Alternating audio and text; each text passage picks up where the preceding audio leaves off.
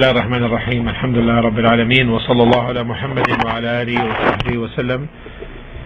In the name of Allah, the most beneficent, the most merciful, I testify that there is no true God worthy of worship except Allah, and that Muhammad is Allah's true slave and messenger. We continue the explanation of the three fundamental principles, and we came to the type of worship which the Shaykh rahimahullah gave as an example, and that is the vows. The vows and nadr, or the vow. He said rahimahullah, وَدَلِيلُ النَّذْرِ قوله تعالى يوفون بالنذر ويخافون يوما كان شره مستطيرا. يوفون بالنذر ويخافون يوما كان شره مستطيرا, as in Surah Al-Ihsan. This is his evidence. Surah Al-Ihsan, they are those who fulfill their vows and they fear a day whose evil will be widespreading. So what is the vow? Is that the vow is for a person to make it duty bound to fulfill something that is not binding in origin from the legal perspective. So for example, he makes it a duty bound upon himself of a charity or fasting or salah, either by saying in a conditional way, either by saying, if Allah subhanahu wa ta'ala heals this ill person, I will fast 3 days, or I will give charity by such and such, or by saying I makes it binding upon myself by Allah that I will give charity for such and such. The majority of the scholars are with the opinion that this is makruh, disliked, and some of them declared it forbidden. And the Prophet ﷺ said, إِنَّهُ لَا يَأْتِ بِخَيْرٍ وَإِنَّمَا يُسْتَخْرَجُ بِهِ مِنَ الْبَخِيلِ. The Prophet ﷺ said, it does not bring good, meaning the vow. It merely causes the miserly person to spend. And this is in Sahih al-Bukhari. In Sahih al-Bukhari, volume 8, hadith number 684. However, once it's done, then fulfilling it is obligated. However, once it's done, then fulfilling it is obligated. The fulfilling of vows has the fulfilling of vows which Allah subhanahu wa ta'ala has praised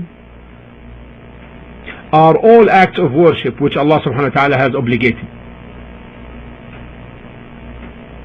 And this is because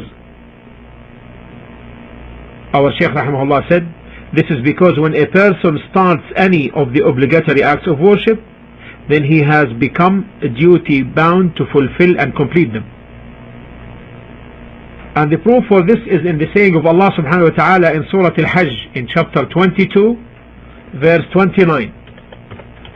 قال الله تعالى in Surah Al-Hajj,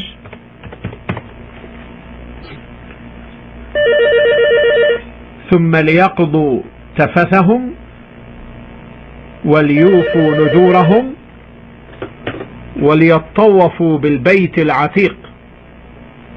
Then let them complete the prescribed duties for them in Hajj and perform their vows. He called it vows. He called it vows. Because the one who makes ihram for Hajj, who gets into the state of ihram for Hajj, then he makes it a duty bound upon himself to complete it. And the Prophet ﷺ said, "Man nadara an yuti' Allah falyuti'." Anyone who vows to obey Allah, then let him do so.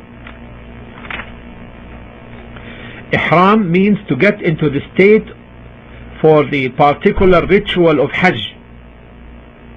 Now,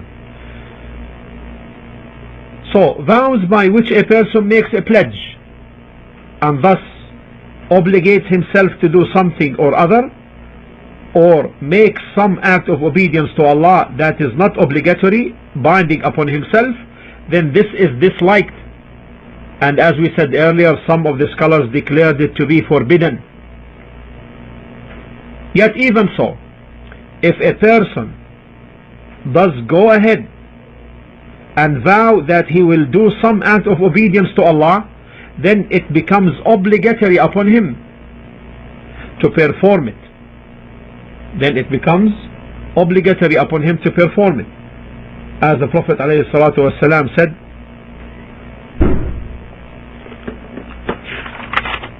"Man nadara an yuti' Allah falyuti'."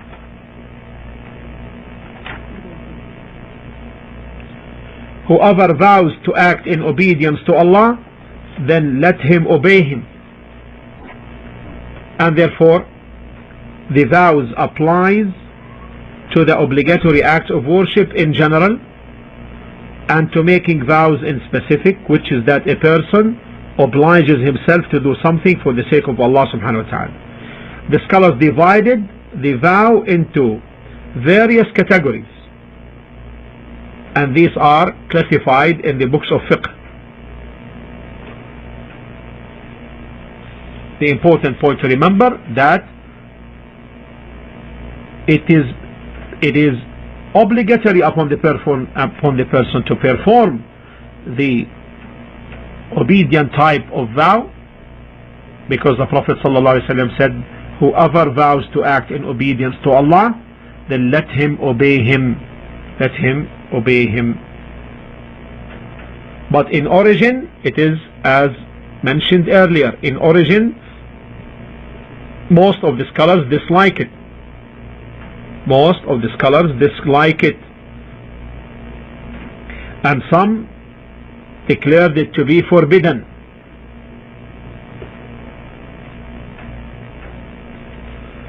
Okay, but once it is done, and the vow has been made to fast, for example, 3 days, to slaughter a sheep, as a charity, to give money as a charity, then in this case it must be fulfilled, even if it is disliked in origin or forbidden, as mentioned by some of the scholars.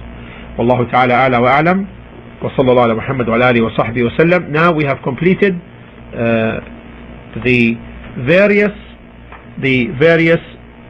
types of worship which the Shaykh rahimahullah had mentioned, and then in the next discussion we will talk about the second principle,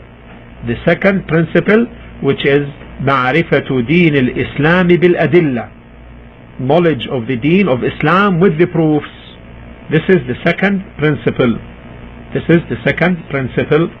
And that will come inshallah in the next class. Wallahu ta'ala a'la wa a'lam, wa alhamdulillah wa salatu wa salam ala rasulillah.